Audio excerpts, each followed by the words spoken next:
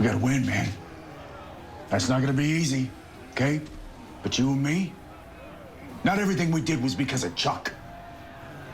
It was us. The blood, the sweat, the tears, man. That's us.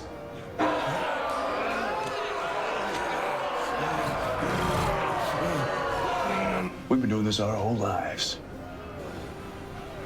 We're the best in the world. So I say we go out there. I say we go out there and we kick some ass. I think a bug in my throat. Oh, freaking normal. Your winner, Jen! Hey. It's time. Garth? Yo, What are you doing? I tried to call him and he didn't pick up. I figured you were super boned. Yeah. We're super boned. Super boned. Come on, get us out of here.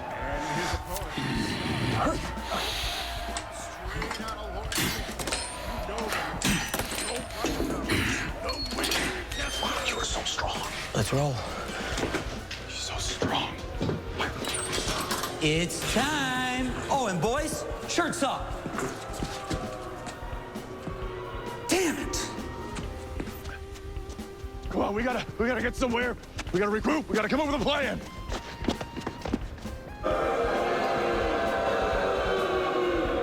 Garth, hey, what are you doing? We gotta get out of here before the monster squad shows up. I've already got a plan. What? The monster squad were the good guys. We're the monster squad.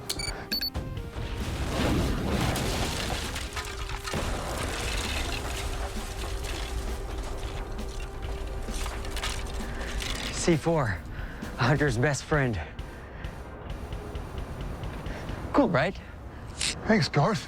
All right, bring it in. Oh,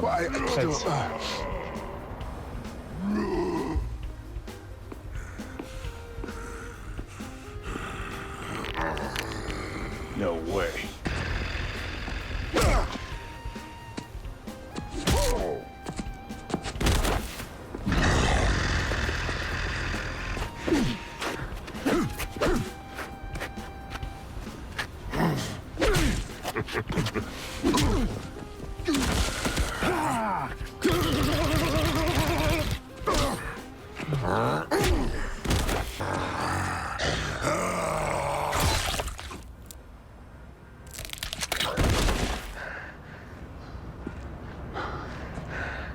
He got Garth.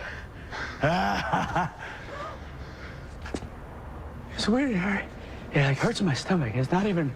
It's like up here. It's like where my ribs are. I don't know why. Is my voice sound higher?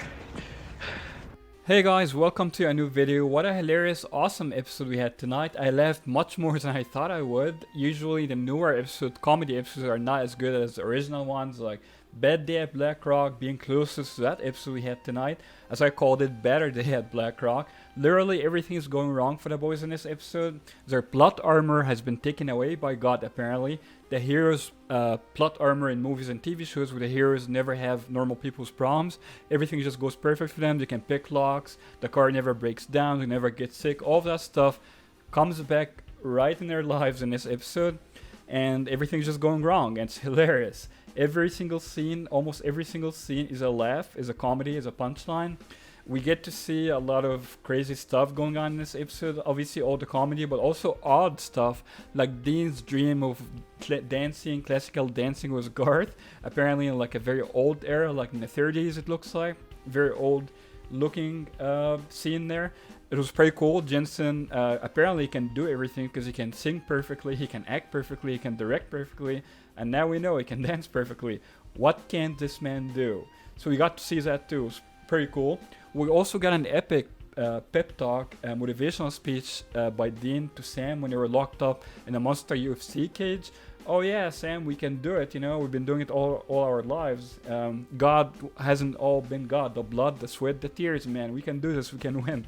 They end up escaping. Garth saves them, which is epic what Garth did. Obviously he was a hero of the story, so pretty cool what Garth did. But the boys had to fight that big guy anyway, the big monster, and they couldn't do anything about it. It was just more hilarious comedy there.